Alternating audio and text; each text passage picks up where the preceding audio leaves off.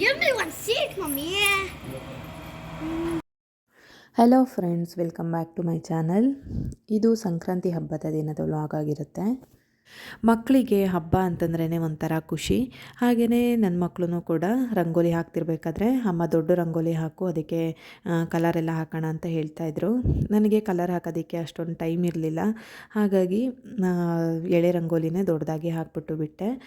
Next Ugadi ಹಬ್ಬಕ್ಕೆ ಹಾಕೋಣ ಅಂತ ಹೇಳಿದ್ದೀನಿ. ಸರಿ ಆಯಿತು ಅಂತ ಅಂದರು. ಹಾಗಾಗಿ ನಾನು ಎಳೆ ರಂಗೋಲಿನೇ ದೊಡ್ಡದಾಗಿ ಹಾಕಿದೆ. ಅದು ಅಷ್ಟೇ ತುಂಬ ಚೆನ್ನಾಗಿ ಬಂದಿತ್ತು.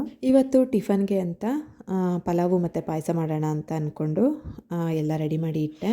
ಟಿಫನ್ಗೆಲ್ಲ ನಾನು ರೆಡಿ ಮಾಡಿದ ಮೇಲೆ ಸ್ವಲ್ಪ ಪಾತ್ರೆಗಳಿತ್ತು, ಅದನ್ನೆಲ್ಲ ವಾಶ್ ಮಾಡಿಕೊಂಡೆ. ನಮ್ಮ ಮನೆಯವರು ಪೂಜೆ ಮಾಡ್ತಾಯಿದ್ರು. ಮಕ್ಕಳದು ಎಲ್ಲ ಸ್ನಾನ ಆಗಿತ್ತು.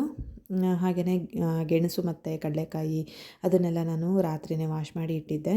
ಹಾಗಾಗಿ ಸ್ವಲ್ಪ ಈಗ ಈಸಿ ಆಯಿತು, ಅಷ್ಟೊಂದೇನು ವಾಶ್ ಮಾಡೋದಿಲ್ಲ.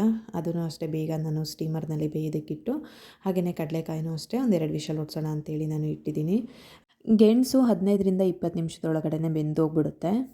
ನೆಕ್ಸ್ಟು ಕಡಲೆಕಾಯಿನೂ ಅಷ್ಟೇ ವಿಷಲ್ ಹಾಕಿದ್ಮೇಲೆ ಅವರೆಕಾಯಿನೂ ಅಷ್ಟೇ ಅದನ್ನೆಲ್ಲ ಹುಳ ಯಾವುದು ಇಲ್ಲದೇ ಇರೋ ಥರ ಕಾಯಿನ ನೋಡಿಬಿಟ್ಟು ನಾನು ಆರಿಸಿ ಇಟ್ಟಿದ್ದೆ. ಅದನ್ನು ಅಷ್ಟೇ ಬೇಯೋದಕ್ಕಿಟ್ಟೆ.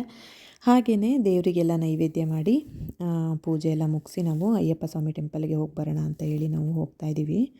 ಬೆಳಗ್ಗೆಯಿಂದನೂ ತುಂಬ ರಶ್ ಇತ್ತು ದೇವಸ್ಥಾನ. ಟೈಮು 12:30 ಆಗಿತ್ತು. 12:30 12:45 ಆಗಿತ್ತು. ಈ ಟೈಮಲ್ಲಿ ತುಂಬ ರಶ್ ಇತ್ತು ದೇವಸ್ಥಾನ ಅಂತೂ. ಹಾಗೆಯೇ ಬೇಗ ಬೇಗ ಕ್ಯೂ ಎಲ್ಲ ಮೂವ್ ಆಗಿ ನಾವು ದೇವ್ರ ದರ್ಶನ ಎಲ್ಲ ಮಾಡಿಕೊಂಡು ಅಲ್ಲಿ ಪ್ರಸಾದ ಎಲ್ಲ ತಿಂದ್ಕೊಂಡು ನಾವು ಹೊರಗಡೆ ಸ್ವಲ್ಪ ಕೆಲಸ ಇತ್ತು ಅಂತ ಹೇಳಿ ಹೊರಗಡೆ ಬಂದಿದ್ವಿ. ಇನ್ನು ಮನೆಗೆ ಹೋಗ್ಬಿಟ್ಟು ನಾವು ಮತ್ತೆ ಫ್ರೆಶ್ ಅಪ್ ಆಗಿ ಹಾಗೆಯೇ ದೇವ್ರ ಪೂಜೆ ಎಲ್ಲ ಮಾಡಿಬಿಟ್ಟು ನನ್ನ ಮಗಳು ಎಳ್ಳು ಬರೋದಕ್ಕೆ ಅಂತ ಹೇಳಿ ಅಕ್ಕಪಕ್ಕದ ಮನೆಗೆ ಹೋದ್ಲು.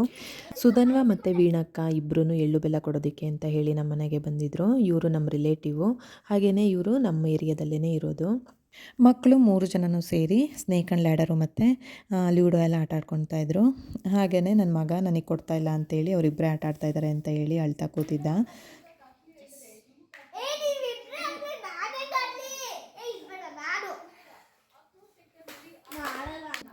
ಮಕ್ಕಳು ಮನೆಯಲ್ಲಿ ಕಿತ್ತಾಡ್ದಲೇ ಆಟ ಆಡಿದ್ರೆ ಅವರಿಗೆ ಸಮಾಧಾನವೇ ಆಗಲ್ಲ. ಕಿತ್ತಾಡಿಕೊಂಡು ಕೂಗಾಡಿಕೊಂಡೇ ಆಟ ಆಡಬೇಕು, ಆವಾಗಲೇ ಅವ್ರಿಗೆ ಸಮಾಧಾನ ಆಗುತ್ತೆ ಮನೆಯಲ್ಲಷ್ಟೇ. ಹೊರಗಡೆ ಹೋದರೆ ನೀಟಾಗಿ ಆಟ ಆಡಿಕೊಂಡು ಬರ್ತಾರೆ. ಹೀಗೆ ಕಿತ್ತಾಡಿಕೊಂಡು ಎಂಜಾಯ್ ಮಾಡಿಕೊಂಡು ಮಕ್ಕಳು ಆಟ ಆಡ್ಕೊತಾ ಇದ್ರು. Thank you all.